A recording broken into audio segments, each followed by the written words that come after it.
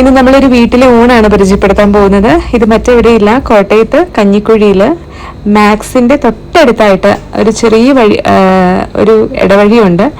ആ വഴിയിലൂടെ ഒരു 2 മിനിറ്റ് പോയി കഴിഞ്ഞാൽ നമുക്ക് ഈ വീടിൻ്റെ ലൊക്കേഷനിലേക്ക് എത്തും. നല്ല അത്യാവശ്യം നല്ല സ്പേഷ്യസും നല്ല വൃത്തിയൊക്കെ ഉള്ള, നമുക്ക് ഫാമിലി ആയിട്ട് വന്ന് കഴിക്കാവുന്ന ഒരിടമാണ്. നമുക്ക് ഇവിടെ മെയിനായിട്ട് ചോറും പൊതിച്ചോറുമാണ് ഉള്ളത്.